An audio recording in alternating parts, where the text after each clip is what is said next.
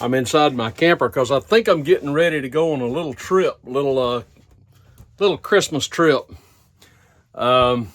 Spending Christmas in a campground. How about that? Maybe. I think I'm going to. As you know, as you may know, or maybe you don't know, I have high regard for Dr. Ron Paul. Dr. Ron Paul is a former member of Congress. He was commonly referred to up there as Dr. No because he opposed just about everything that was brought to the floor of the House, and with good reason. He was at times the only voice of sanity in the House of Representatives, indeed in Congress at all. He finally retired. That was a sad day. If you want to look at something interesting, I'm sure it's on YouTube. Go and look up Dr. Ron Paul's farewell speech. This man was not only brilliant, is brilliant, he was prophetic. He still is active, in case you didn't know, and he has a YouTube channel. I believe it's called The Liberty Report. Highly recommend that. It's Dr. Ron Paul and his assistant, Daniel McAdams. Daniel McAdams is worth following on Twitter or X if you're on there. But Dr. Paul had a term that he coined that really applies to almost every elected representative that finds themselves in office on Capitol Hill. And the term that he used to describe the vast majority of these people is Potomac Fever. Potomac Fever. What is Potomac Fever? Well, it kind of goes like this. I decide that I'm going to run for, let's say, Congress, the House of Representatives. And being a good, dutiful, constitutional, abiding conservative that I am, I'm going to employ all the right rhetoric for my constituents. I'm going to tell you that I'm going to Washington to cut taxes, to cut spending, to get us out of all the foreign wars and all of our meddling around the world. I'm going to do all the right things, and you being a good patriotic American and conservative, small government-minded, limited government person who just wants the government out of your life and off of your back and out of your pocketbook, you say, this is my guy. I want to vote for him. And so I win. And I go to Washington, but something happens to me about the time I take my hand off the Bible and about the time I say my oath to uphold the Constitution. Something happens to me right after that, or sometime shortly after that. And that's something that happens to me is what Dr. Paul calls Potomac Fever. It's like this. You send these people to Washington because they use all the right rhetoric. They say all the right things. But when they get into office, it's like Jekyll and Hyde. They become something other than what you voted for.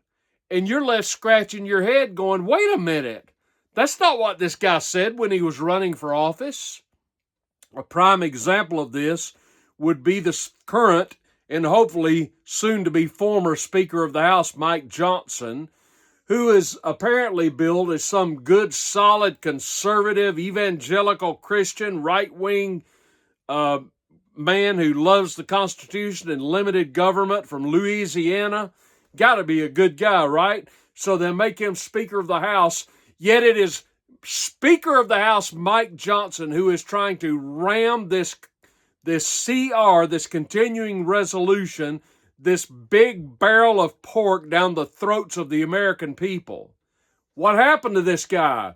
I remember when Dan Crenshaw ran for Congress. You know Dan Crenshaw of Texas, the man who wears the eye patch, former Navy SEAL, highly decorated, and I didn't know much about him, but I thought, well, this guy's got to be pretty good. Running from Texas, he's running as a Republican. He's got to be probably a good conservative Republican. I didn't pay a whole lot of attention to him, but all I know, once he got to Washington, he got Potomac Fever, and he lost his mind, and now he is apparently just about as liberal as AOC or the rest of them. What happens to these people? You send them to Congress thinking they're going to be good, conservative, limited government, constitutionally minded conservatives, and then they turn into something completely different as soon as they assume office. I thought Johnny Ernst, when she first ran for the Senate from Iowa, she was saying all the right things. I thought, well, this gal's got it. She's going to be pretty good. She's turned out to be a raving lunatic. What happens to these people? Who can explain this? I don't know if you can explain it other than the fact that Dr. Paul calls it Potomac Fever, or could it be that somebody starts getting to them? Could it be that maybe a donor base starts saying to them, hey, look, we really want to contribute to your reelection, but we need you to vote this way on this particular bill? You think maybe that has something to do with it? Could it be as soon as they say their oath that they start opening up their pockets and saying, hey, if you want me to play ball your way, let's make it interesting?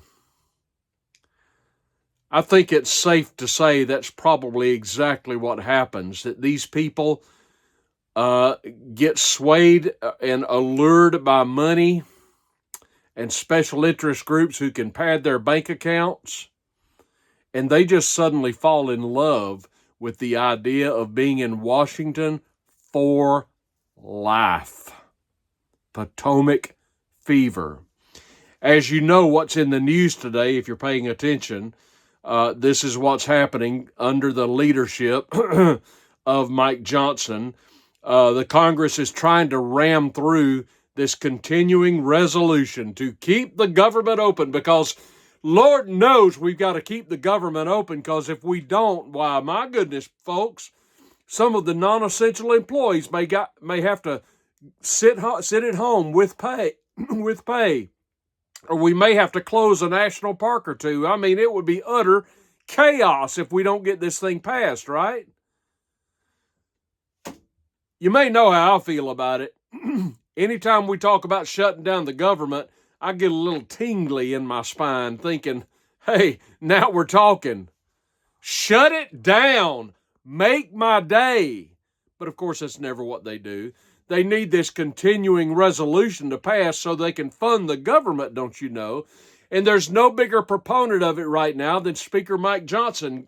Thank God for Elon Musk, who is, I believe, probably aiding President Trump in getting the word out that this is a no-go. You guys are not going to pass this thing. I think the initial continuing resolution is probably dead, but Johnson is apparently working feverishly behind the scenes to come up with a new continuing resolution. It's right here at the end of the year, and we're frantic. We've got to get this done before recess. I was listening this morning on the radio to former Congressman Mo Brooks, who ought to be the senator from Alabama, but unfortunately we got stuck with Katie Britt, perky Katie Britt. But Mo Brooks was explaining exactly what happens. He said, it's the end of the year, and this is the time, Congressman Brooks said, when all of the people that these congressional representatives are actually beholden to are calling in the favors, and they're saying, okay, we gave you all this money, we supported you, your election, your re-election, and now it's time for you to return the favor. He said that's exactly what's going on. All this pork, all of these political favors and all of this payback. Now it's time. We gave you thousands of dollars for your election campaign. Now it's time for you to reciprocate. That's what Congressman Brooks is saying is going on, and he would know. But I want to talk about this initial continuing resolution, if I can, and tell you exactly what's in this thing, or some of what's. I can't possibly go through all of it. The thing is 1,547 pages long. Do you believe anybody actually read this monstrosity? Of course they didn't, folks. Listen to what's in this thing. This is mind-blowing to me. I can't even understand half of this, but I got this from Fox News. The CR includes $850 million for a gay senior home. What is that? What is a gay senior home? Does that mean there's heterosexual senior homes? Who comes up with this? What is a gay senior home? I can't understand this. $15 million to pay for Egyptians' college tuitions. I'm speechless. I don't even know. I don't know what this means. $400,000 for a gay activist group to teach kids about being trans. Bear in mind, Speaker Mike Johnson, this good conservative evangelical from Louisiana, is trying to push this through. What kind of an evangelical are you, Mike Johnson? I never heard of this. 500, I don't even know what to say, folks. I'm just going to read this, and I don't know if it's a joke. I guess it isn't. $500,000 for a DEI zoo. $500,000 for a DEI zoo. Make up your own jokes here if you wish. What is a DEI zoo?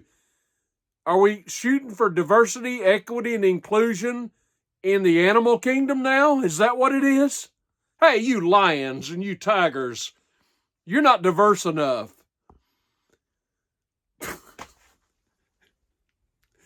$400,000. Listen at this.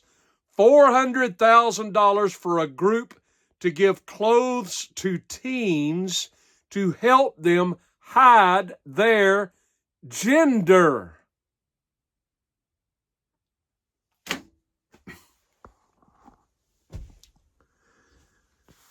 Lord have mercy. Hey, if you want to hide your gender, can't you just go down to Walmart and move up in size from, say, a medium to a large, or large to extra large, or 3X, thereby hiding your gender? Who cares? I'm all for you hiding, but I don't want to pay for it. And the creme de la creme. The current salary of a member of Congress is $174,000 annually. That is their salary. But under this continuing resolution, the members of Congress would receive a 40% pay raise to $243,000 a year. Have any of you ever received a 40% pay raise? I've received pay raises in my working life, usually a merit-based pay raise or cost of living, what have you, maybe 4 or 5%. 40% pay raise? The only way I know how to get a 40% pay raise is to go into another line of work where they would pay that much more. But I don't know of anybody who has ever received a 40% pay raise in their current line of work, unless they're a professional athlete, of course. This is clown world stuff. This isn't the real world. Today you're making $174,000 a year. Sign right here, and now you're going to make $243,000 a year. This is insane. It is immoral. It is wrong. Shame on you, Mike Johnson. I hope to God this guy is fired from his position. Folks, why did we get rid of Nancy Pelosi? Why did we get rid of Nancy Pelosi? How is this clown any better? This is what Nancy Pelosi would do. Potomac Fever. Now, Rand Paul, Senator of Kentucky, had an excellent idea, and he simply said this on Twitter today. He said anybody can serve as Speaker of the House, and that's true. You don't have to be a member of Congress to be Speaker of the House. I could be Speaker of the House. Anybody can be Speaker of the House. Rand Paul floated the idea of making Elon Musk the Speaker of the House. I'm down with that. I'm good with that. I'm good with that. You know why I like that? Because Elon Musk is the richest man in the world. And you know why I like that? That means he can't be bought. That means he could sit in the House chamber as Speaker and nobody could buy him off. He could just say, this is what we're going to do. And if you don't like it, tough. This is what we're doing. And this CR is dead. As long as we're throwing names out there, how about Vivek Ramaswamy for Speaker of the House? How about Ron Paul for Speaker of the House? How about anybody for Speaker of the House other than Mike Johnson? You may as well put Hakeem Jeffries in the seat because it'd be no different. Pardon me. So that's where we stand with Potomac Fever. One more thing before I go.